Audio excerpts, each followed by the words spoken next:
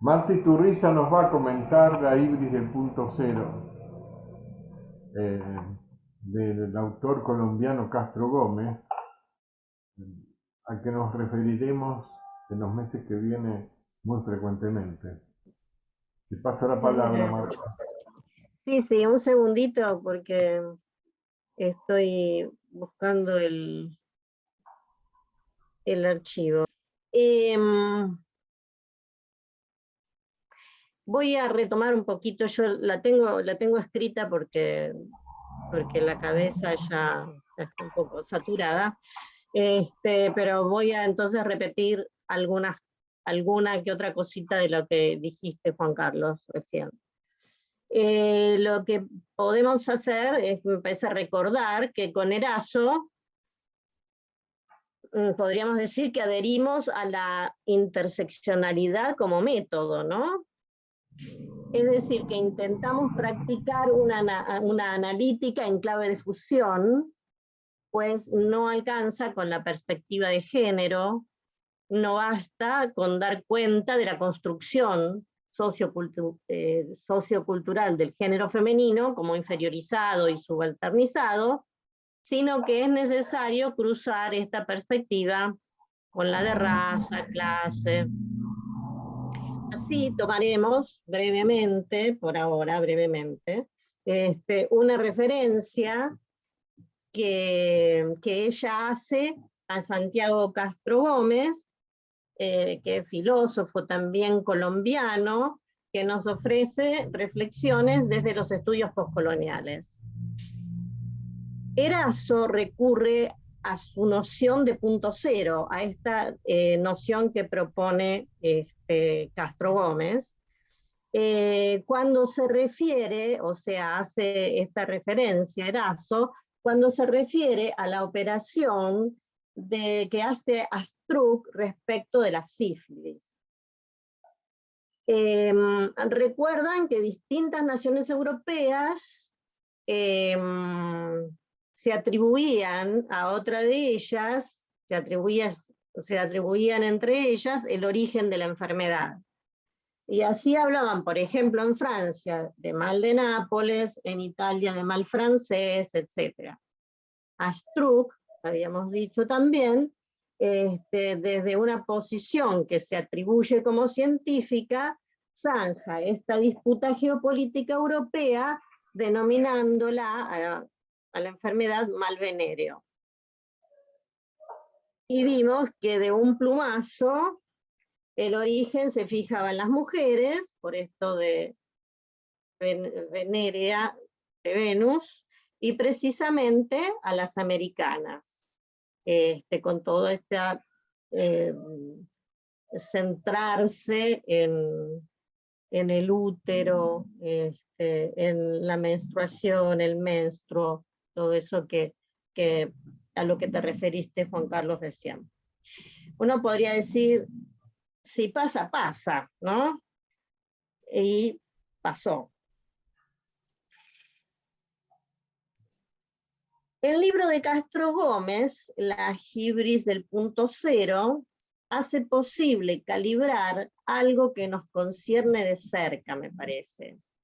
Quizás tan de cerca que nos pasa habitualmente desapercibido. La dimensión propiamente epistémica del colonialismo.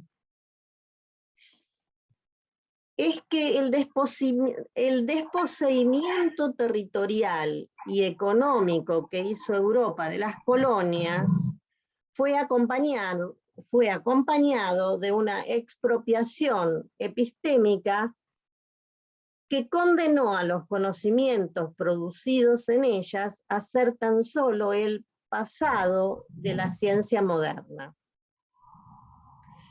La conquista de América y la consecuente expansión territorial exige instrumentos que permitan con mayor precisión la ubicación y delimitación fehaciente de las nuevas tierras y el trazado de las rutas de navegación. Los mapas se vuelven más precisos, gracias a la introducción de la perspectiva moderna, ya anticipada por los pintores. La cartografía incorpora la matematización de la perspectiva que supone, dice Castro Gómez, la adopción de un punto de vista fijo y único, la postulación de una mirada soberana que se encuentra fuera de la representación. Y me acuerdo le comentaba ayer a Elisa que me acordaba y me gustaría que seguramente conservé algún folleto de esta exposición, pero andá a saber dónde está, dónde se fue a esconder en mi casa, ¿no?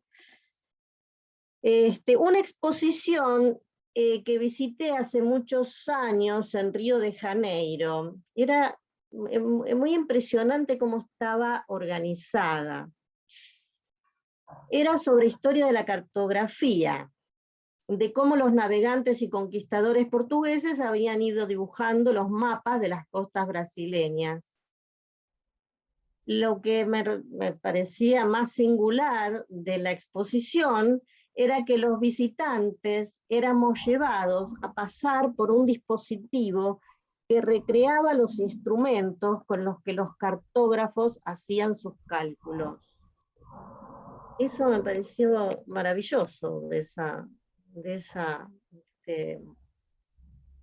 exposición. Bueno, dice Castro Gómez, la perspectiva es un instrumento a través del cual se ve, pero que a su vez no puede ser visto. En suma, dice un poquito más adelante, otorga la posibilidad de tener un punto de vista sobre el cual no es posible adoptar ningún punto de vista. Es el sitio desde el que dice observar la ciencia, un lugar pretendidamente neutro, una mirada que se presenta como autónoma respecto de su lugar de producción y en lo que nos concierne, independiente de su centro étnico y cultural de observación. Al producto de esta operación se le otorga carácter universal, de tal modo que cualquier saber, le hace, por ejemplo, los saberes producidos fuera de Europa, entonces cualquier saber será considerado precientífico a partir de ese momento y entonces de valor menor o nulo. Esta maniobra, que ocasiona una verdadera expropiación epistémica, es lo que Castro Gómez denomina la hibris del punto cero.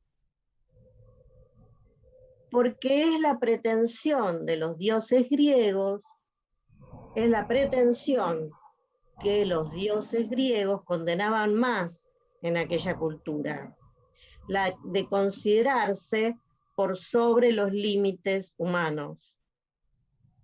La ciencia pretende así superar cualquier marca de procedencia.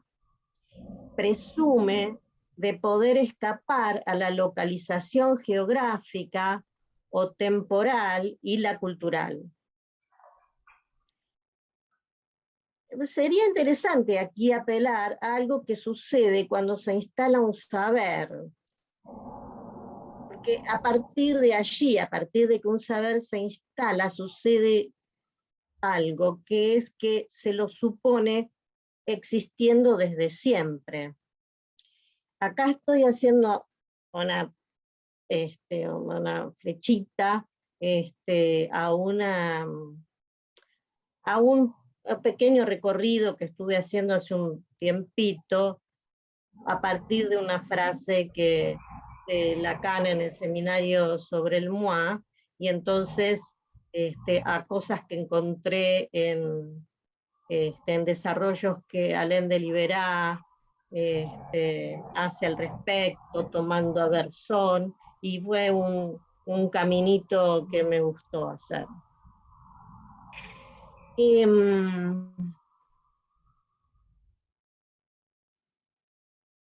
Porque, bueno, por esto de que cuando se instala un saber se lo supone como atemporal, como que ya desde siempre habría existido así.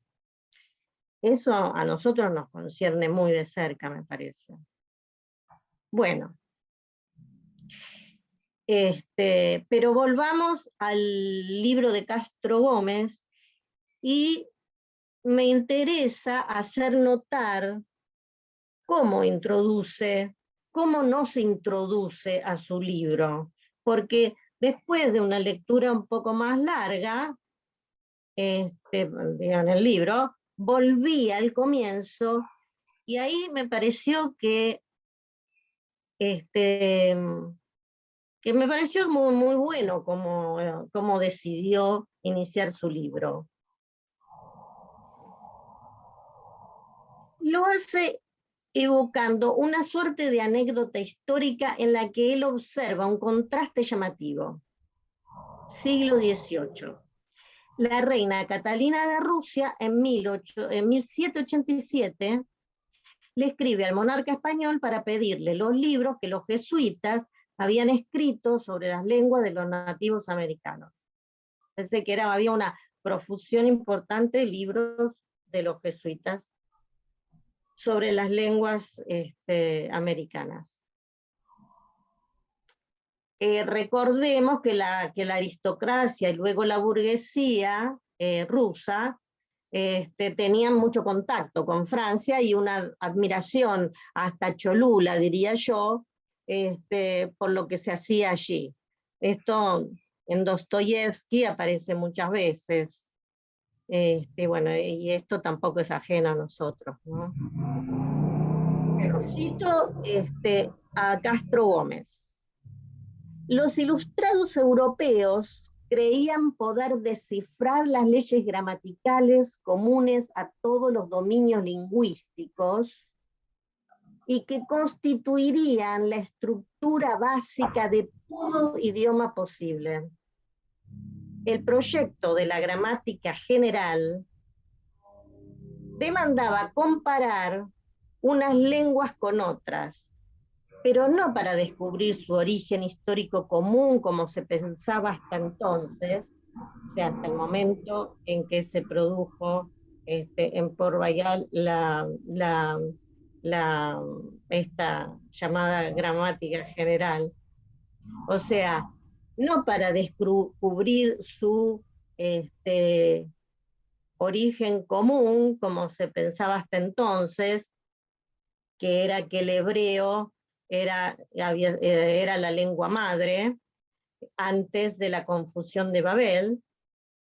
Entonces, no para eso, sino para descubrir la estructura lingüística universal subyacente a todas las lenguas del planeta. Me parece que acá vale la pena hacer una incursión en lo que fue la gramática general y razonada que escribieron en 1660 Claude Lancelot en colaboración con Antoine Arnauld, conocida también como gramática de Port Royal. Podríamos decir que de esta gramática, mínimamente, se podría decir que se trata pues de definir el lenguaje del cual las lenguas son casos particulares. Se comunica con Carlos III, ¿no? Pero resulta que hay otro hecho que arma el contraste de estos como dos pilares por los que Castro Gómez nos va a introducir en la problemática, en su libro. Entonces, hay otro hecho que arma el contraste, que es que unos 20 años antes de que le llegara la carta de la reina Catalina, Carlos III había ordenado que se suprimieran las lenguas originarias y que todo trato con los pueblos conquistados se hiciera en castellano. Acá, bueno, van otros varios tomos de bibliografía, ¿no? Pero bueno, vamos a dejarlos a un costado. Cito a Castro Gómez. Entre las prerrogativas de la dinastía de los Borbones, esto ya, algunas referencias ya hemos leído, entonces entre las prerrogativas de la dinastía de los Borbones no se encontraba ya la evangelización de los indios en sus propias lenguas, sino la unificación lingüística del imperio con el fin de facilitar el comercio, desterrar la ignorancia y asegurar la incorporación de los vasallos americanos a un mismo modo de producción. Yo voy como subrayando, ven algunas palabras. Las lenguas vernáculas aparecían así como un obstáculo para la integración del Imperio Español al mercado mundial, y el castellano se convirtió en la única lengua que podía ser hablada y enseñada en América. Unificar, homogeneizar. Vuelvo a citar. Como lo ha mostrado Foucault en 1984, las palabras y las cosas, el proyecto ilustrado de la gramática general se funda en el supuesto de que la estructura de la ciencia posee una analogía con la estructura del lenguaje y que ambas son reflejo de la estructura universal de la razón.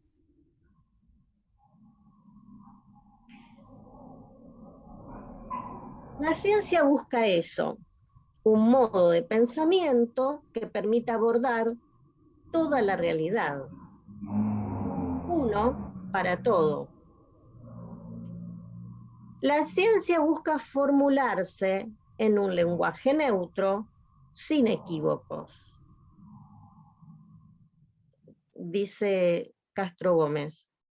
Por eso, durante el siglo XVIII, la Ilustración eleva la pretensión de crear un metalenguaje universal capaz de superar las deficiencias de todos los lenguajes particulares. Es que lo que es lengua viva, sabemos, ¿no?, es inseparable del equívoco. Donde hay equívoco, ambigüedad, hay singularidad. Y eso complica el funcionamiento de los aparatos de administración del imperio. Una fórmula matemática no puede ser equívoca, al menos en las matemáticas de curso legal, ¿no? Simplifica enormemente y permite acelerar los tiempos, cosa que no ha dejado de suceder. Vuelvo a citar. El lenguaje de la ciencia permitiría generar un conocimiento exacto sobre el mundo natural y social, ¿no? Tanto sobre el mundo natural como el social, ¿no? Van a surgir las ciencias del hombre. Lo que se produce en el campo de la física y las matemáticas se extiende a lo que surge como ciencias del hombre.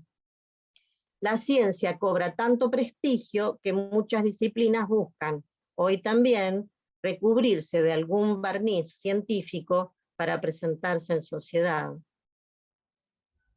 Cito a Castro Gómez. Producido ya no desde la cotidianidad, sino desde un punto cero de observación, el lenguaje científico es visto por la Ilustración como el más perfecto de todos los lenguajes humanos, en tanto que refleja de forma más pura la, subrayo, estructura universal de la razón.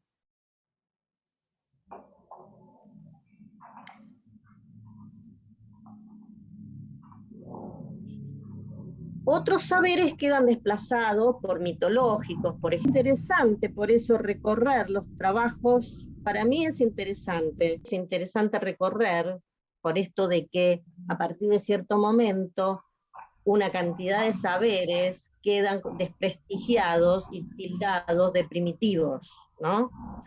Y hay autores importantes que han formado parte de las bibliografías grosas que en algún momento algunos hemos consultado. Es interesante, por eso recorrer, decía, los trabajos de algunos autores que cotejan el funcionamiento de saberes de este tipo en sociedades donde por esa vía se ha llegado a resolver cuestiones equivalentes a las que en Occidente se encaran de modo, entre comillas, científico. Punto. Vuelvo a Castro Gómez. Para él, la política del no lugar asumida por las ciencias humanas en el siglo XVIII tenía un lugar específico en el mapa de la sociedad colonial y fungió como estrategia de control sobre las poblaciones subalternas.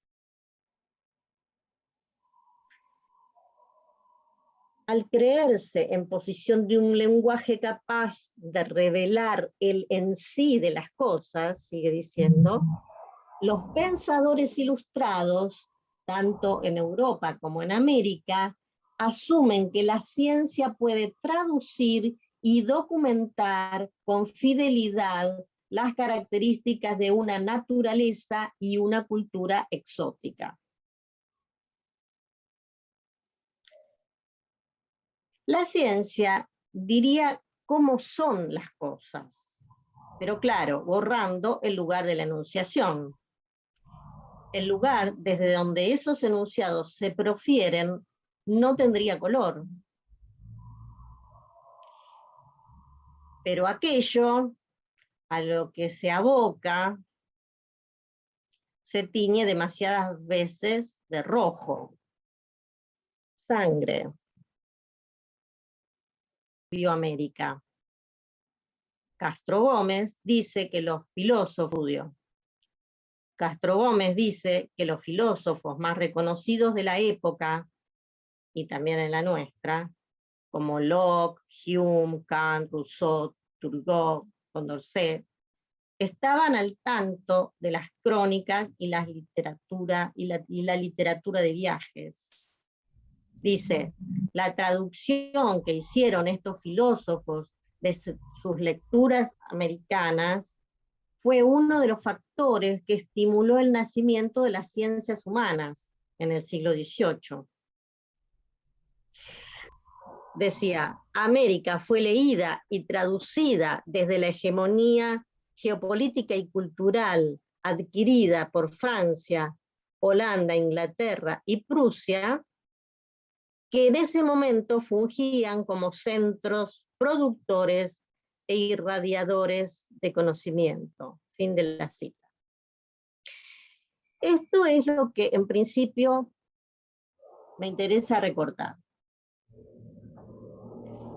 Castro Gómez pondrá su interés en dar cuenta de la apropiación que los productos discursivos de la ilustración se hace en el virreinato de Nueva Granada, ¿no? ¿Se acuerdan que es colombiano? No tanto desde el punto de vista de la recepción, sino de lo que los criollos hacen con eso, el uso que realizan con el propósito de colocarse a distancia de aquellos otros que quedarán socialmente subalternizados.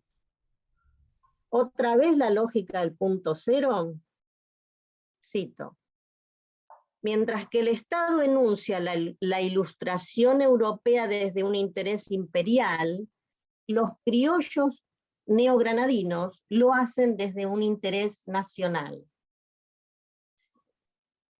Digamos, producto importado. pero el importador detenta ese producto para generar con eso la distancia que le garantiza asegurarse en esa sociedad una situación de privilegio. Redoblamiento de la expropiación epistémica de la que hablamos antes.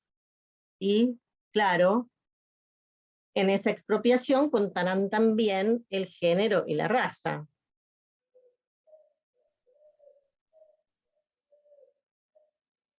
Bueno, Castro Gómez nos dice que en ese momento se está ante la escenificación de un protonacionalismo criollo marcado por el imaginario de la limpieza de sangre. Protonacionalismo porque eso recién más adelante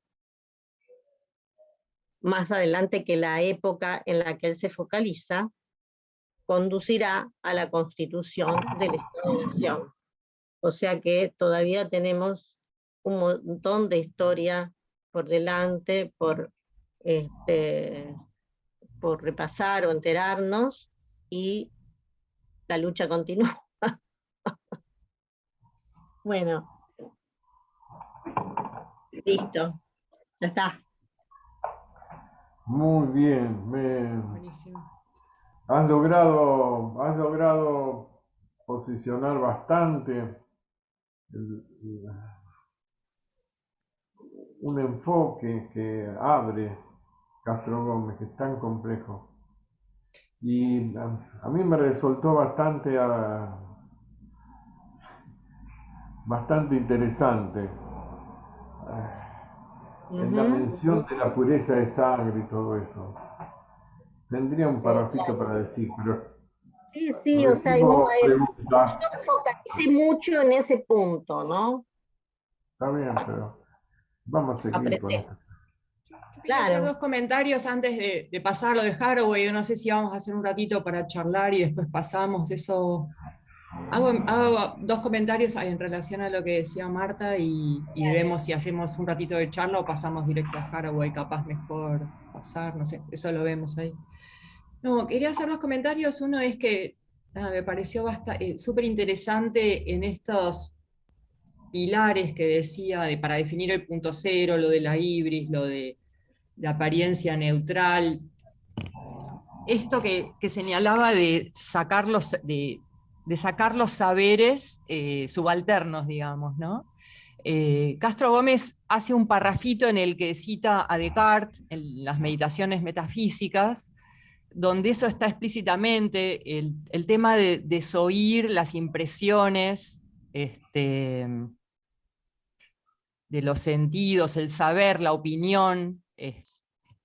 Y a mí eso me pareció interesante porque, por otra cosa que ahora digo, que es que en esta enumeración que Marta fue tomando un montón de los lugares por donde Castro Gómez pasa para tratar de pensar este punto cero, el saber, ¿no? La producción de conocimiento, la lengua imperial, bueno, todos estos, también está el saber de la economía. El saber de Adam Smith, digamos, habría un mecanismo, ¿no? El de la mano invisible, etcétera, que se puede aplicar después en cualquier lado, no tiene una zona geográfica de origen. Es uno de los ejemplos que toma Castro Gómez, ¿no? En esta enumeración y donde cada vez va pensando y produciendo cosas nuevas. Y una cosa que me llamó la atención en relación a eso es que él señala cómo Adam Smith, el que escribe, ¿no? La riqueza de las naciones, es discípulo de Hume. Hume era, digamos, esta cuestión de la tabula rasa, ¿no? de sacarse esas impresiones. No sé, me parecía que iba encontrando como unos enlaces que son muy interesantes, ¿no? Como que son enlaces o articulaciones que te hacen hacer esos, que se te cae una ficha, ¿no?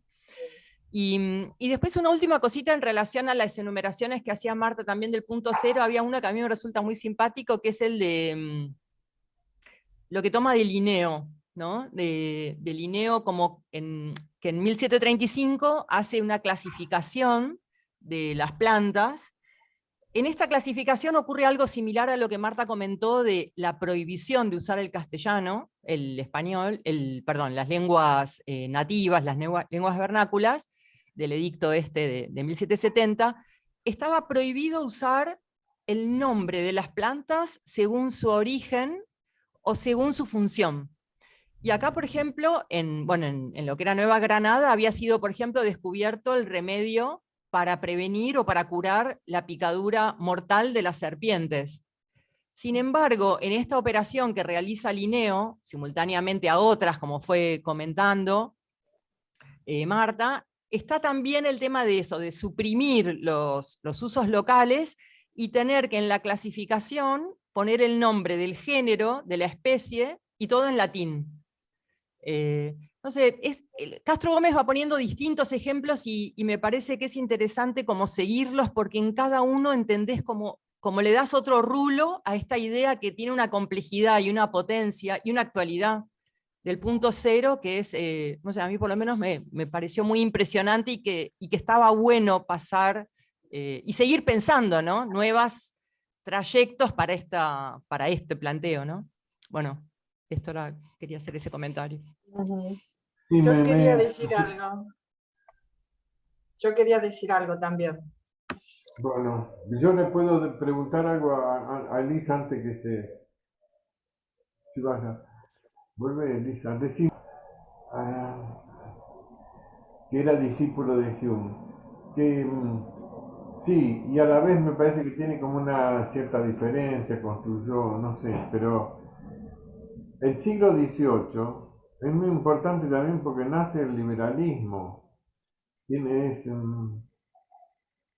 Y además hay una antropología que acompaña al liberalismo muy curiosa, y es Hume y es Smith. Bueno, entonces, este siglo marca además están intentando hacer un mercado mundial, ahí entra la colonia, es un siglo crucial porque es un siglo que hace eslabón entre una economía más mercantil atlántica y una expansión, como decía Marta, de Holanda, de Inglaterra. O sea que el siglo XVIII es bisagra. Apoyado en una episteme empirista, que eso también es algo novedoso, ¿no?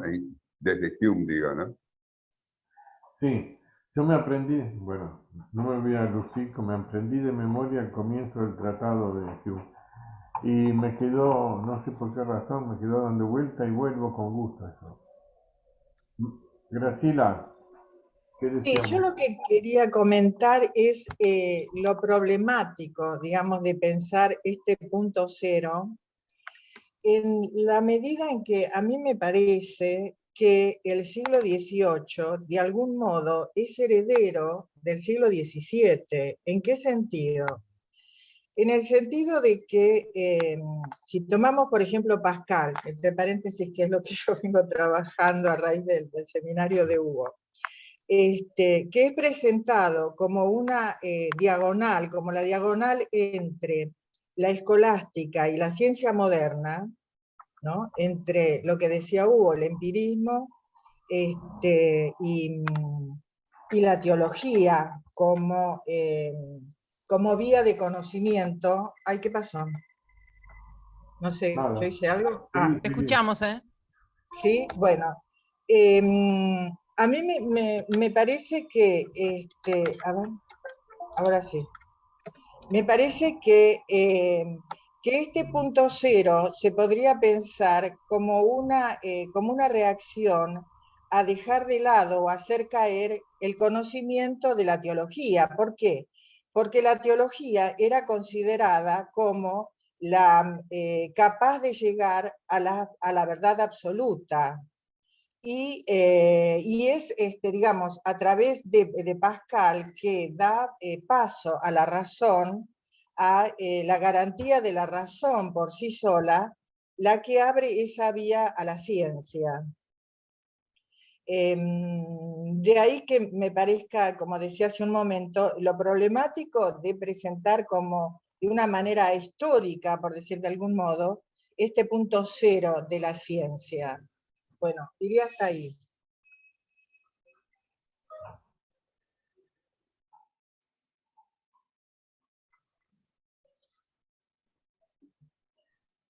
¿Algún comentario a esto? A mí me parece que en ese punto, en relación a esto del punto cero que recién comentaban, ¿no? Que la peor confusión que aparece en ese punto es reemplazar al sujeto por el hombre. ¿Sí? Porque en ese punto cero se puede ubicar un sujeto. Tal vez el sujeto de la ciencia, como un sujeto absolutamente rechazado. Pero si luego se lo confunde con el hombre, como aquel que puede llegar a través de su razón a comprender, entender, conocer, etcétera, etcétera, me parece que en esa fusión es donde se provoca el verdadero escollo. Pero no solo por las consecuencias en América, sino también por las consecuencias que después eso va a tener en Europa. Sí, me parece que eso daría para charlarlo bastante, más largo, por supuesto. Porque, bueno, me parece que podríamos dejarlo ahí como pendiente. Yo tendría ahí algunas preguntas para hacerte respecto de eso que decís, porque no, quizás me equivoco, pero me da la impresión de que, no sé si cuando hablas de sujeto, hablas del sujeto en términos de cómo podemos hablar en psicoanálisis del sujeto, que bueno, también se puede hablar de distintas maneras, porque Lacan lo presenta de distintas maneras en distintos momentos, ¿no? Lo cual complejiza aún más la cuestión. Pero me pregunto si en esto que vos presentabas no está como el decir, bueno, pero se está reemplazando al sujeto por el hombre. Pero es que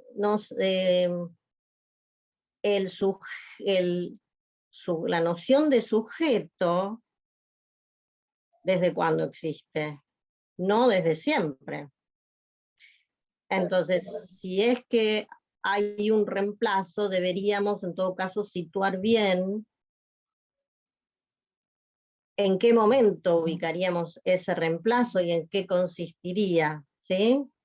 Pero bueno, eso te implicaría, me parece, hacer una discusión mucho más, un poco más, por lo menos un poco más extensa.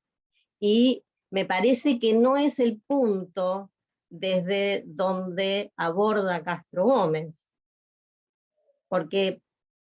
Sí, por eso lo digo. Me parece que no es el punto. No. Claro. Es otra línea, ¿cierto? Que hay que Otra línea, claro. Y derivarla. Me parece que lo que asume, apostaría a esto, ¿no? Asume directamente a ubicar en ese punto que vos señalabas, lo que se ve y lo que no puede ser visto, ¿no? En ese punto inicial, en el punto cero, la posibilidad de que allí haya algo que no esté escindido, ¿sí? Algo que pueda ser ubicable de alguna forma, que eso recién con el psicoanálisis me parece, que adviene allí la posibilidad de contemplar a ese sujeto, pero no como un sujeto único, sino escindido desde su propio inicio, sin esa posibilidad de unificar lo que se ve y lo que no puede ser visto. No hay posibilidad de unificar eso. No, claro, pero es otro plano de abordaje ese, claro, sí. Bueno, a mí me parece, no sé, me parece que hay como una tentativa de que sería posible unificar eso, que el error está en diferenciar lo que se ve y lo que no puede ser visto. Y tratar de unificarlo. Lo que pasa es que me parece que Castro Gómez y los estudios postcoloniales apuntan a que eso de ese punto desde el cual se mira y que no puede ser visto, es una construcción, ¿sí? Es una construcción que en términos de hoy diríamos es la batalla cultural. Es todo un montaje que hace que ese punto desde donde se mira no sea visto, ¿sí? Hay un montaje ahí. Ese montaje se construyó históricamente. Vamos a lo de Haraway, así María Eugenia tiene un rato para desplegar y al final hacemos la ronda de comentarios todos. Estaría primero Alicia, después para comentar. ¿Quieren hacer así? Dale. Sí, hagamos así, hagamos. Dale, Maru. Bueno, toda esta última parte que están comentando creo que un poco engancha con lo difícil que me fue exponerle esto que les voy a intentar decir, porque Haraway es una filósofa, es zoóloga, es bióloga, es por una parte altamente científica y por otra parte es una científica queer que realmente revuelve las cosas de una manera grata, sorprendente y cuesta agarrar el hilo, ¿no? Entonces yo por una parte quería marcar esto que estaba diciendo Marta, que efectivamente las grandes novedades del siglo XVI fue la expansión europea en relación a las conquistas y la expansión de la ciencia en ese momento. Y ese punto es la que Erazo en su texto marca como el enfrentamiento, casi les diría, de la posición de Castro Gómez y del feminismo radical a través de Haraway, donde hay una marcada muestra de posición de políticas de poder, el poder del conocimiento y el poder de la extracción de todo lo que implica la conquista, ¿no? Entonces, el texto que les voy a presentar hoy, que es el texto que se llama Testigo Modesto, es un poco la otra cara, desde el lado, es como que de mirar Castro Gómez desde nuestro locus, desde nuestra América, vamos a ir a Haraway, que va a mirar desde lo anglo, desde Inglaterra y desde la Royal Society, el gran lugar de la ciencia europea, y más aún en el momento en que se crea esto. Boyle, que es el personaje que ella elige para mostrar un poco esta cuestión de su posición de lo que va a ser el testigo modesto, es prácticamente considerado hoy en día como el padre de la ciencia experimental moderna y es uno de los primeros invitados a formar la Royal Society en Londres. Él nació en Irlanda, pero se mudó desde pronto a Inglaterra y curiosamente tenía, antes de ingresar a la Royal Society, él tenía un grupo de científicos experimentales que se hacían llamar la Sociedad Invisible. Fíjense qué curioso cómo esto de invisible luego va a tener un rol fundamental en la construcción del testigo modesto.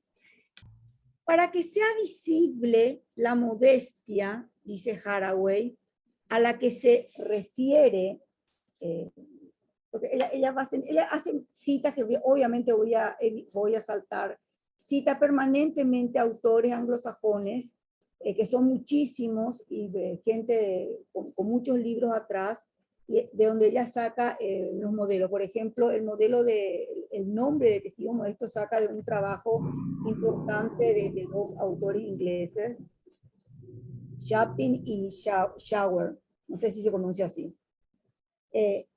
Lo visible de esta modestia, dice, es el testigo, sería el testigo cuyo relato es un espejo de la realidad y debe ser invisible, es decir, un habitante de la potente categoría no marcada que se construye en la extraordinaria convención de la autoinvisibilidad.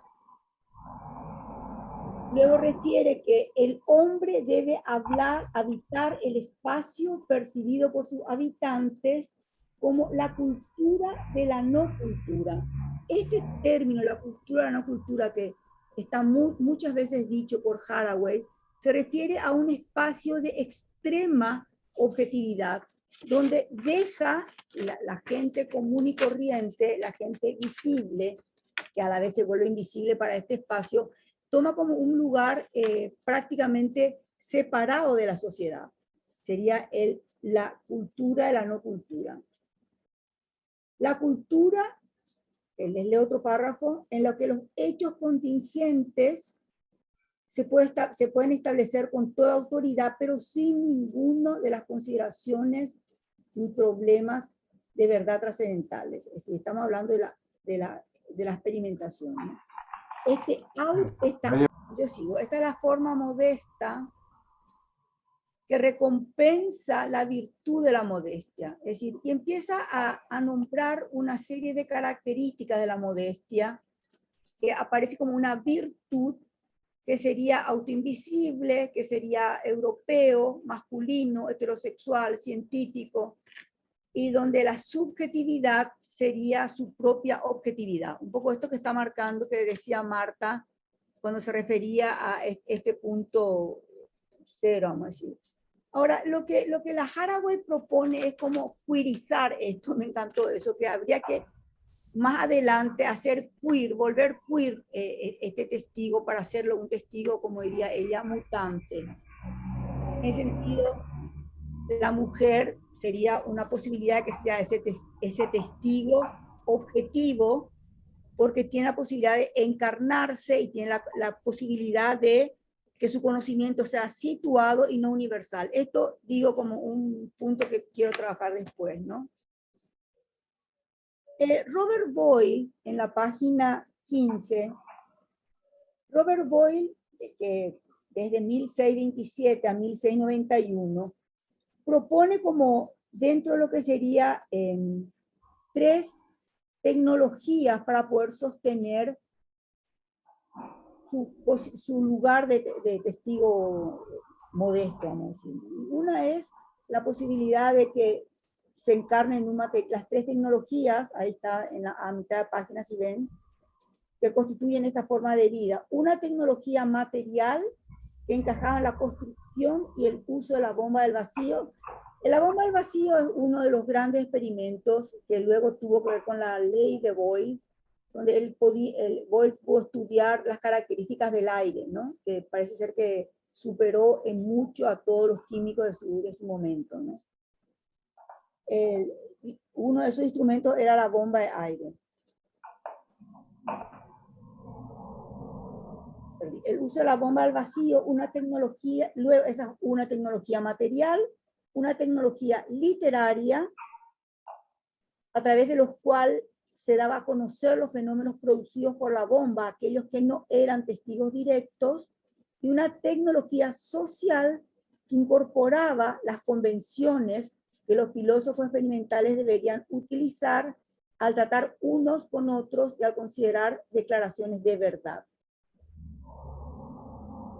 Estos 3 elementos, lo material, lo literario y lo social, lo que más me pareció, lo que me interesó a mí más, sería la cuestión de lo literario. Cómo Boyle propone prácticamente una manera propia de escribir y de hacer pasar a un lenguaje sobrio, no personal, completamente específico, sin rodeos, como sería el discurso científico o los informes científicos. Hasta ahora es así. Yo me acuerdo cuando hicimos tesis en nuestras maestrías y doctorados, me acuerdo que nos daban este esquema de trabajo, ¿no? Es decir, hablar siempre en impersonal, no poner ningún tipo de impresión subjetiva, sino que hacer un estilo de literatura que, imagínense, de 1600 me sorprendí que hasta hoy en día es una literatura que hay que escribir así. O sea, no se puede, no es serio si uno empieza a poner algún tipo de otra motivación dentro de sus escritos, ¿no? Me pareció como interesante eso, ¿no? Otra cosa que también dejo para más adelante porque no tuve tiempo, pero me pareció sumamente interesante, es que había una polémica muy grande entre Hobbes y este señor Bowley. Entonces, me interesó muchísimo cuál habría sido esa gran polémica y empecé a estudiar, pero no es para hoy, sino que Hobbes repudiaba directamente todo lo que decía Boyle. Eso como un dato nomás, una especie de chisme, ¿no? Entonces... Acá está el párrafo, no sé, este párrafo es este, que voy a marcar ahora. Este, que dice así, es interesante, ¿por qué se oponía Hobbes? Que me interesa Hobbes, por supuesto. Sí, pero no está, sí, no. Dice que su conocimiento de... Ok. Sí, hay algo como que los experimentalistas se recluían, generaban un espacio, un laboratorio con un espacio ajeno al espacio civil público que quería Hobbes. Claro. Genera un poco un efecto como de encierro y de grupo especial, medio así expertos. Secta. Sí, un poco cerrado. Y totalmente clasista, ¿no? Llegó un momento que, digamos que todo lo que sería las características de la modestia que se le pedía al hombre modesto, al testigo modesto, se refiere a un estilo de caballerosidad y de ser del hombre del siglo XVII europeo, ¿no? Y raya en lo femenino, porque la modestia era una virtud femenina y la educación extrema y el mantenerse al margen, no decir una palabra de más, es decir, ser fiable, ser gentil, digamos que es llamativo todo eso, ¿no? A tal punto que Boyle, que era un sujeto célibe, tenía mucha, lo que decía Mirta hace un rato, ¿no, Graciela? Que tenía mucha relación con la iglesia, entonces siempre se proponía todo lo que hacía con una propiedad muy propia, valga la redundancia, ¿no? Hay otra historia acá mezclada que es muy interesante, que trae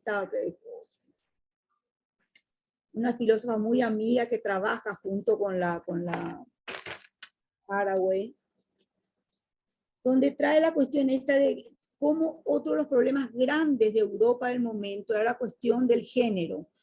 Así como para Castro Gómez pasa por la raza, la problemática que le concierne, para Haraway marca la cuestión del género en todo esto, ¿no?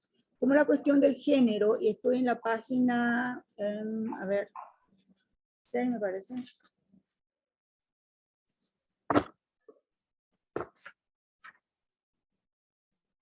Disculpen, 17.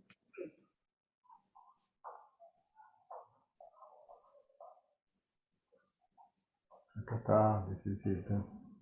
Donde Potter, otra de las filósofas, son nombradas por filósofas epistemólogas, nombradas por Haraway, trae a colación que en ese momento había como dos grandes movimientos panfletarios que se llamaban Ik Mulier o Ek Vir, que tenían que ver con argumentos en contra del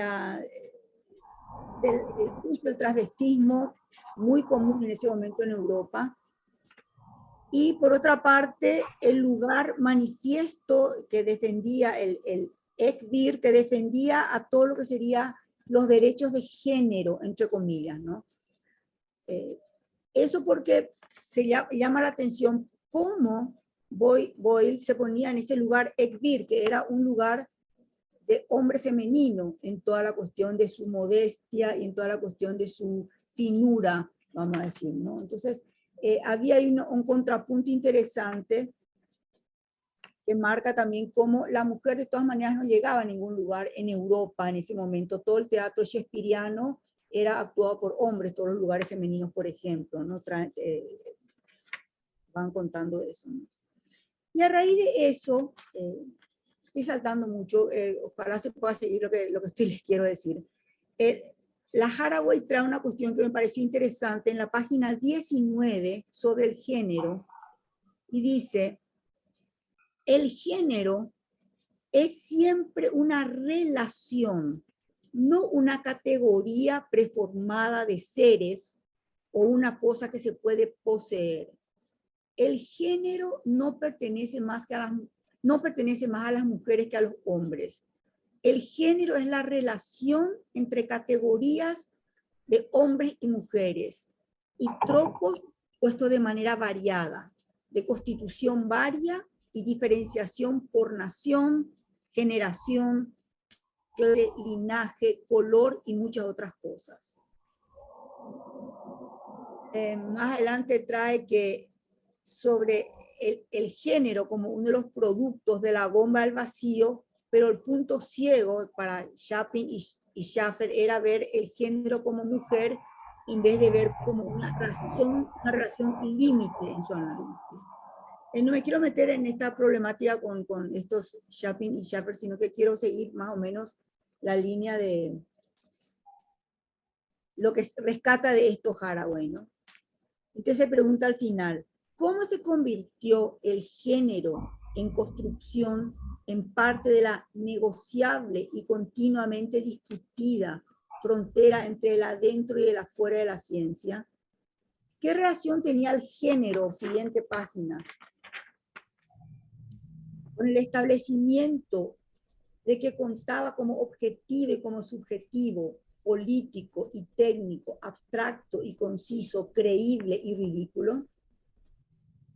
El efecto de dejar de lado este análisis es tratar la raza y el género a lo sumo como una cuestión de seres empíricos que están presentes o ausentes en el escenario de acción, pero que no están constituidos genéricamente en las prácticas coreografiadas en los nuevos teatros de la persuasión. Luego pasa esto que yo les comentaba de las prácticas de transvestismo y las prácticas tan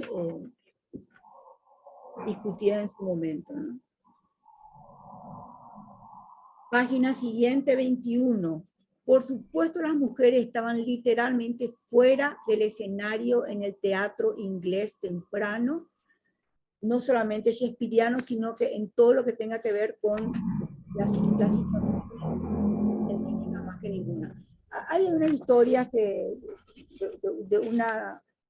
una mujer que había puesto mucho dinero y entonces le permitieron estar en una de las sesiones de la demostración de bomba de aire, por ejemplo, cuando a todas las otras mujeres le habían impedido estar porque dice que las mujeres sufrían mucho porque los pájaros se ahogaban, le ponían a los pájaros como objetos del experimento y eso causaba horror en ciertas mujeres, entonces decidió sacar a las mujeres sensibles afuera. En la página 21 trae otra referencia a la cuestión de raza y género, para que tengan a mano. Y en la página 22 hay toda una explicitación de eso que llamamos la tecnología literaria y toda la definición de lo que sería el hombre de ciencia, ¿no? Casto, modesto, generoso, fiable, heterosexual, y de alguna manera como Boyle representaba todas esas características, y al mismo tiempo aceptaba ser un vir modestus, o sea, un hombre afeminado modesto, donde de alguna manera vivía cada uno de sus experimentos como un rito religioso, tenía una cuestión, era moderado, solícito, equilibrado, prudente, y marcaba lo que dice ella, lo que sería la definición del hombre europeo de clase alta, noble del siglo XVII, ¿no? Era como prácticamente una...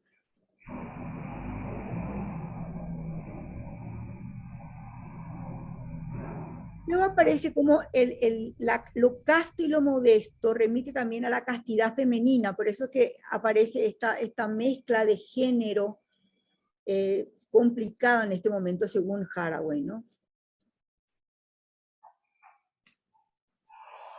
Si te parece, Maru, desarrollá 5 minutos más y así de luego pasamos a... Bueno, al formato taller. No sé bien cómo terminar. Lo único que les voy a decir sin leer ya el texto, porque que finalmente lo que propone Haraway, eso fue lo que me pareció así como interesante, es que eso también sumado al último libro que ella está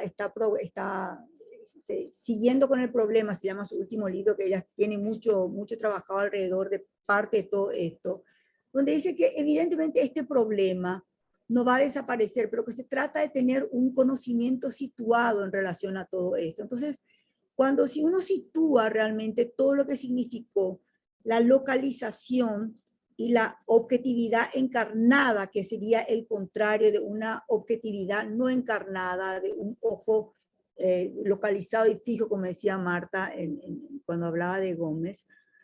Ella habla más bien de cuirizar la experiencia del testigo mutante, y habla de un conocimiento situado y de una mirada corporizada que la mujer sí es capaz de hacer.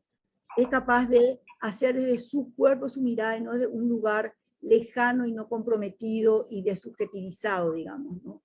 Y eso implica obviamente una particularización, una no singularización y una posibilidad de hacer singular la experiencia de lo que sería una descripción de un fenómeno cualquiera, porque cuando habla de que los fenómenos citados eran construidos, como decía Marta, finalmente no era algo que ya estaba dado y que se descubrió, sino que era algo construido desde la ciencia experimental.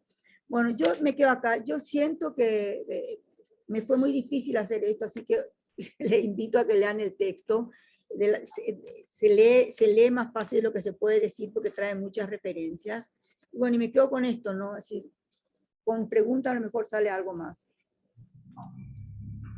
¿Puedo agregar algo? Encontré Sí, claro, una frasecita, estoy buscando el micrófono.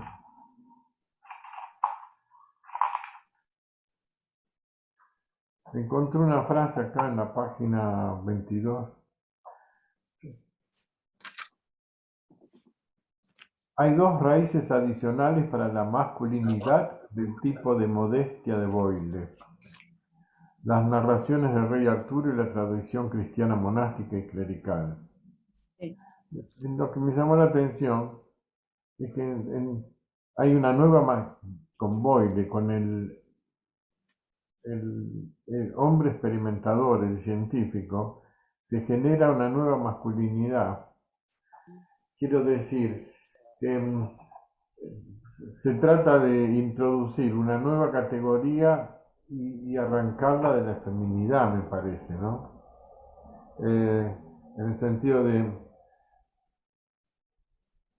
para crear una nueva masculinidad, se evita la dicotomía rígida anterior de hombre-mujer. Había una tradición heroica para la masculinidad. Bueno, acá aparece el testigo modesto es una nueva forma de masculinidad, algo de eso entendí. Dice abajo, modestus y modestia se referían a la mesura, moderación, solicitud, equilibrio estudiado y prudencia en el mando. Sí, Esta consideración se mueve en contra de la corriente principal del egoísmo occidental. El vir modesto es un hombre caracterizado por un estatuto alto y un autocontrol ético y disciplinado. En fin, eso.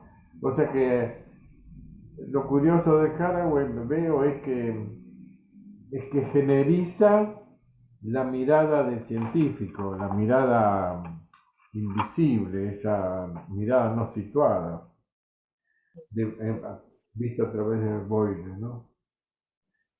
Que es queerizar, decías vos, María Eugenia, ¿no? Sí, ella habla de eso, habla de queerizar. Ahora, por otra parte, ella dice, yo no voy a ser tan, no sé si dice loca, algo así, de no aceptar que realmente yo soy hija de esa ciencia experimental, y como haciéndole un reconocimiento a Boyle por todo esto, pero al mismo tiempo marcando justamente este lugar feminizado en sus bordes que le permite supongo, mucho de lo que hizo, ¿no? Una duda, a ver si me aclaran eso. Sí, yo leo y leí que se trata como de una cierta feminización, esta declinación de algunos rasgos, prototipos de una cierta virilidad. Ahora, también es cierto que se trata de darle como la supremacía al objeto de estudio. Quiero decir, la cientificidad presupone un cierto borramiento, como se dijo, y me resulta llamativo esa adscripción a lo femenino.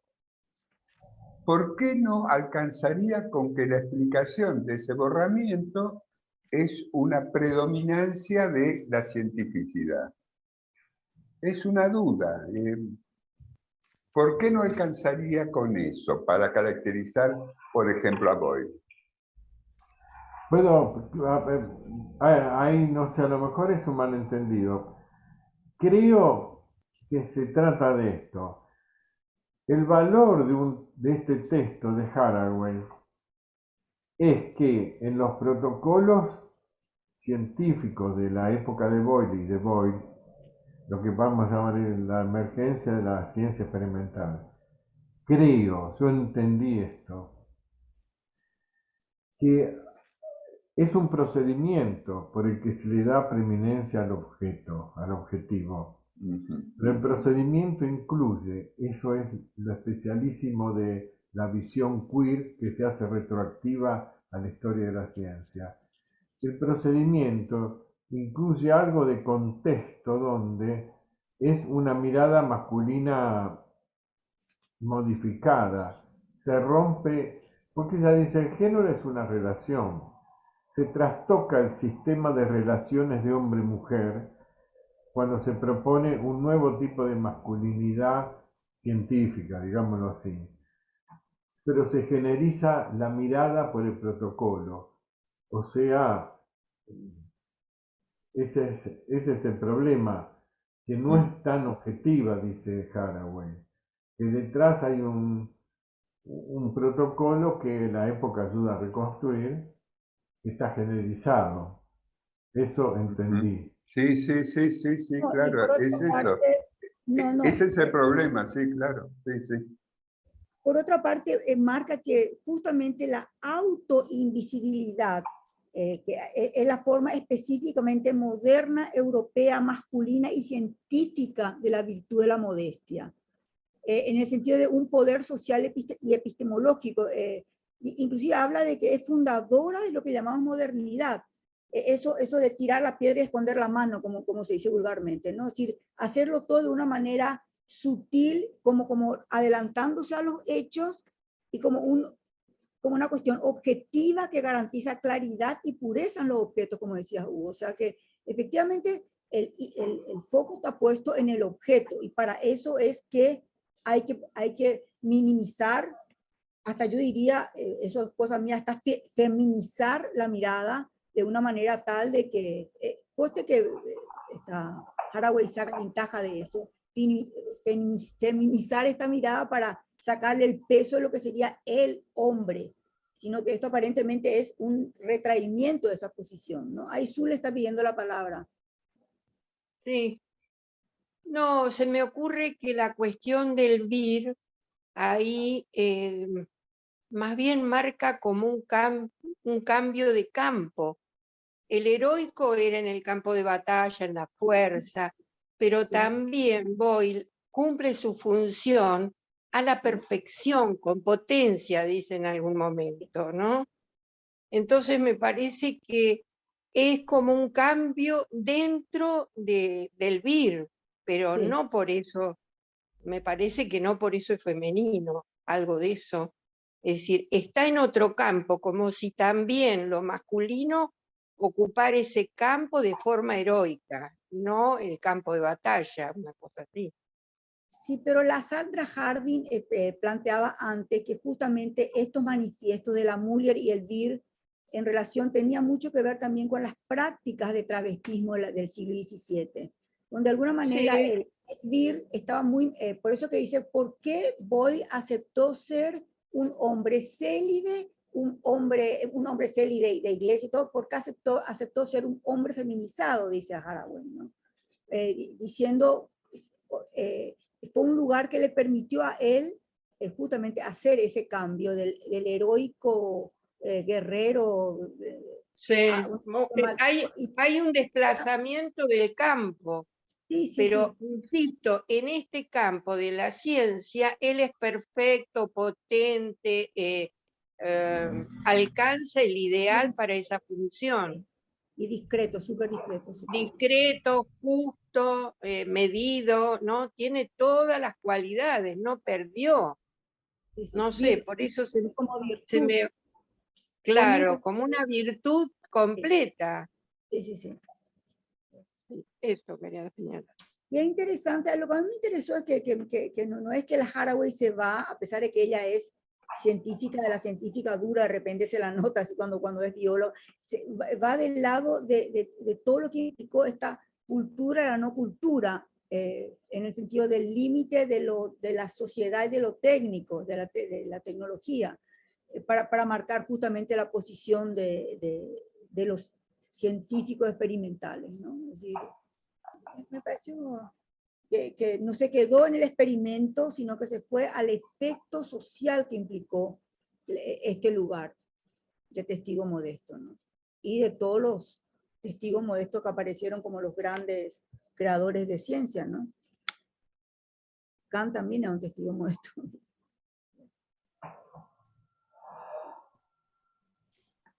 A mí me parece que en ese punto, más que de saber, hay que hablar de conocimiento.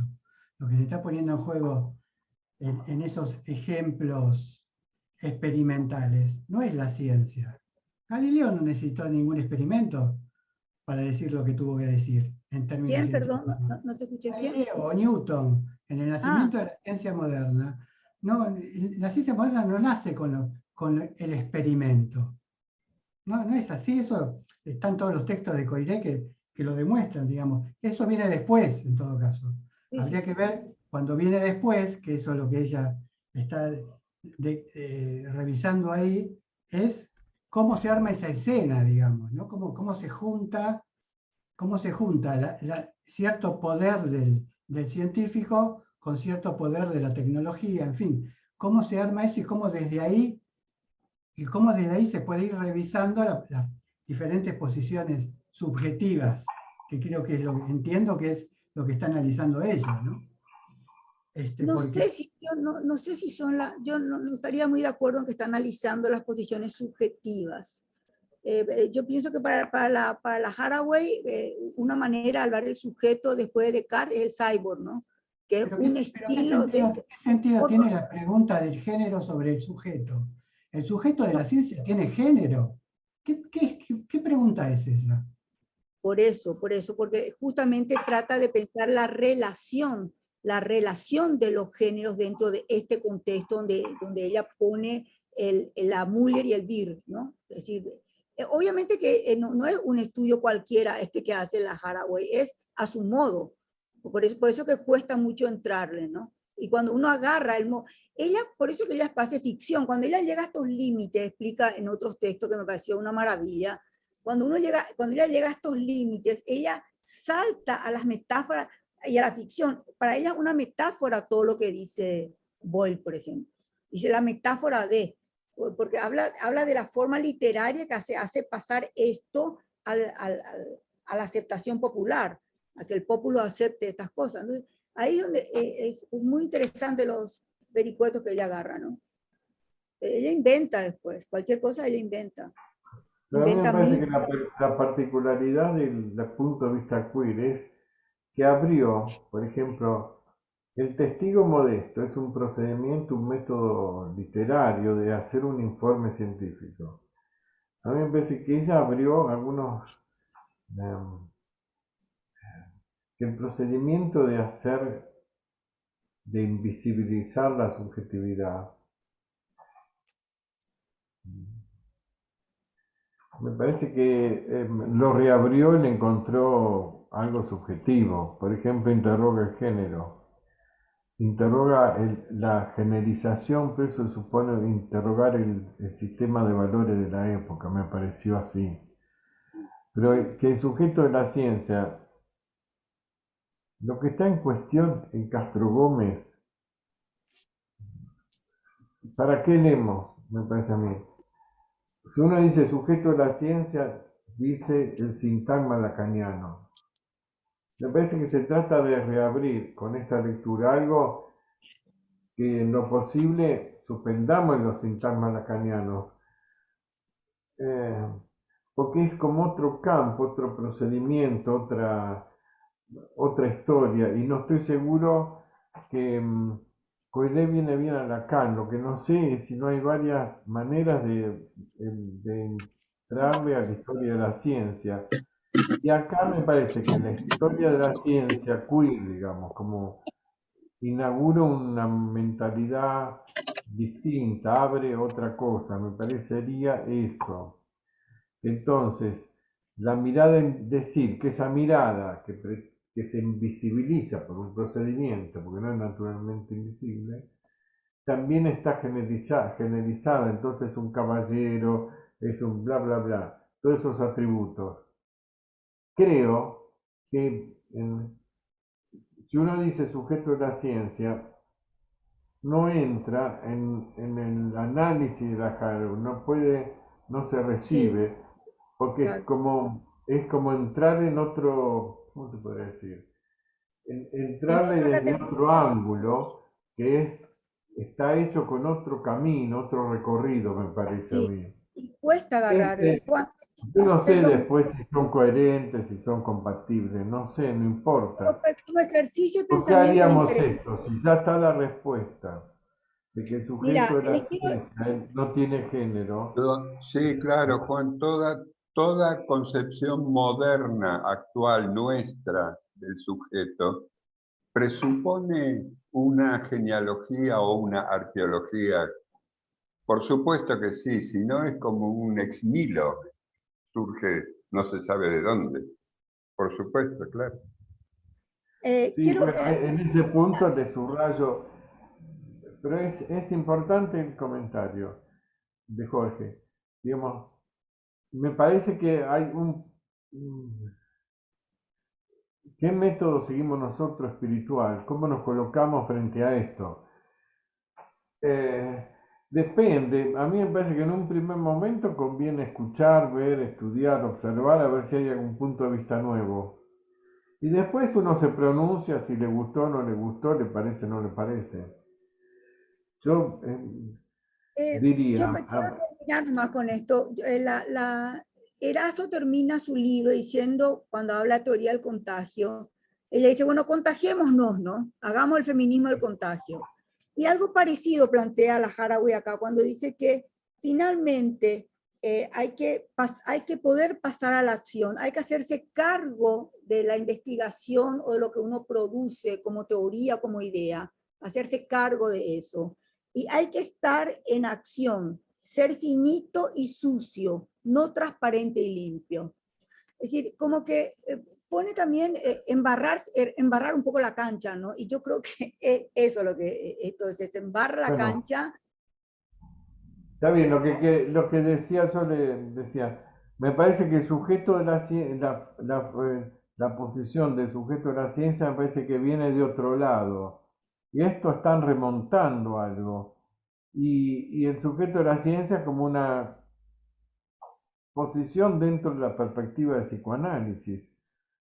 Sujeto de la ciencia, que es sujeto expulsado de la ciencia, el sujeto forcluido, todo eso, me parece que Sí, está construido con otro sí, ángulo y sí. entra ya en la perspectiva psicoanalítica. Y ahí, claro, ciencia y psicoanálisis se juega como otro paisaje dentro del cual se definen los términos.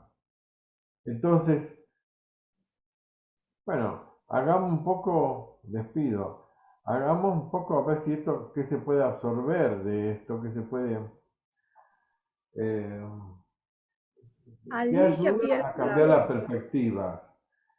Vale, si les parece, seguimos con lo de Mariana que estaba y Alicia en el orden que quieran y cerramos al comentario, en todo caso, de cierre y ya Sí. concluimos por hoy. Bueno, genial. Bueno, Gracias. quería Gracias, Elisa. Ay, perdón. el punto Si querés, cero. arranca ¿no? Alicia, que estaba de antes, y después seguís vos, Mariana. Entonces. Dale. Dale. Bueno, complicado, volviendo al punto cero. En las intervenciones está girando un saber, los saberes. Entonces, a ver, yo puntualicé. Marta dice esta apropiación del discurso de la Ilustración y el discurso del criollo más nacional. Después Elisa interviene y dice, desoír los saberes, y como entre comillas, o así, dice, populismo abstenerse. Graciela Brescia dice, complicado el punto cero, porque hay una diagonal, encuentra en Pascal, hay una diagonal entre empirismo y teología. María Eugenia dice cultura de la no cultura, y se trata de un lugar separado de la sociedad. Yo agregaría, pensando en la intervención de Graciela, de Pascal, esta diagonal entre empirismo y teología. San Agustín intenta conciliar ese saber pagano con la fe. Entonces, ¿de qué saber estamos? ¿Cuáles son esta diagonal que me parece que se cruza en las intervenciones? No sé si complico o se me... intento... Me parece que se están jugando planos distintos y entonces en principio yo trato de concentrarme en el ángulo desde donde el texto que uno aborda enfoca las cosas y tratar de someterme a la propuesta que el texto formula, atenerme a eso, restringirme lo más posible a eso y dejarme llevar lo más posible por el texto que o elegí o me propusieron. Entonces, y después ver, pero después de después, ¿no? Ver qué cruces se pueden armar, porque a veces los cruces, poder empalmar, o poder aproximar incluso, porque a veces no se empalman, es una tarea sumamente ardua. Eso, bueno, por lo menos es mi experiencia, ¿no? O mi forma de andar. No, nada más quería mencionar algunas cosas que me despertaron y agradecerles a María y a Eugenia porque la verdad las lecturas me parecieron muy interesantes e inspiradoras. Me pusieron a trabajar, a pensar. No, pensaba en esto que decías, Eugenia, que tomabas el testigo y me disparó un poco pensar en Flaubert, cómo trabaja Madame Bovary. Obviamente lo empecé a pensar desde el discurso literario, desde el discurso jurídico, me empezaron a atravesar desde el grado cero de la escritura, con vos, María, bueno, Bartés también, pero pensaba cómo Flaubert trabaja ese testigo, ¿no? Ese testigo modesto de Madame Bovary, que lo escribe va teniendo intercambios epistolares con Colette y va performateando esa escritura, y esa novela es una ruptura en la literatura europea y en la literatura mundial, es súper interesante. Y también en relación a Castro Gómez pensaba la cuestión del extractivismo, ¿no? Y cómo cuando vamos a Misiones, por ahí vemos las imprentas y cómo se introdujeron esas la cuestión del lenguaje. Bueno, pensaba estas cosas, las digo sueltas, pensaba también en el discurso jurídico, cómo actualmente está cambiando el paradigma de cómo se escribe, los fallos, cómo se escriben determinadas cuestiones que ya no se utiliza el latín, o sea, son nuevos paradigmas dentro del discurso jurídico, ¿no? De hablar de una escritura llana y diferente, cómo se va rompiendo. Eso en relación también a cómo la ciencia va permeando otros campos y otros discursos, pensaba, ¿no? Y también pensaba en los paradigmas científicos, en el lenguaje, en Wittgenstein. Bueno, me hicieron pensar en un montón de cosas, después voy a ver cómo las voy hilando, les agradezco mucho, un poco desordenada, pero la verdad me encantó. Gracias. Hay una cosita más, también es una discusión en la literatura, esto del testigo modesto, en la cuestión de la literatura del yo y la ficción. O sea, me pareció súper interesante. Muchas gracias.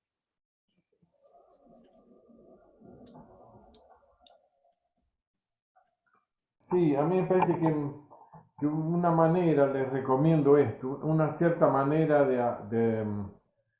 dejemos un tiempo, una cierta manera de absorber los textos propuestos que comentamos, porque una dificultad es, supónganse, qué sé yo, Castro Gómez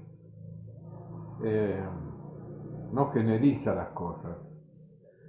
Donna Haraway es queer, está tratando de queerizar un campo. Son dos cosas heterogéneas.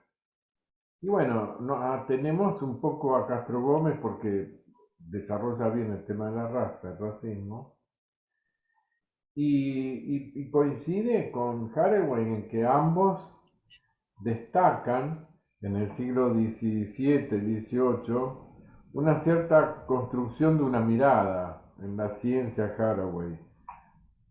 Abrámonos, decía, para mí, insisto, bajo la autoridad que me dan las décadas, me parece que el movimiento último, decolonial, postcolonial o el feminismo queer, es muy interesante, hace emerger cosas nuevas. Y creo yo que a lo mejor la historia de las ciencias o la historia misma sufre una percepción nueva. Yo apostaba a eso. Entonces es un recorrido que obviamente los textos estos vamos a seguirlos teniendo ahí sobre la mesa. El 18 creo, parecería que arreglamos la fecha como siendo la del 18, sábado 18, el encuentro con Mónica Erazo. Ahora, si podemos hacer otros comentarios en el transcurso de ese día, también. Estamos viendo.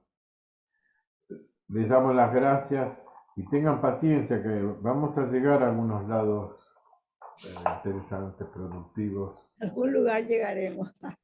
Sí, pero hay que correr el Pero riesgo. como decía Margarit Durá decía, hay que perderse para llegar a algún lugar. Denme una dirección para perderme, decía. Denme una dirección para perderme. No llegaremos.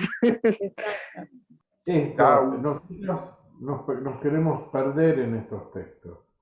Sí. Les mandamos un saludo y bueno. Suele ser muy fructífero perderse, claro.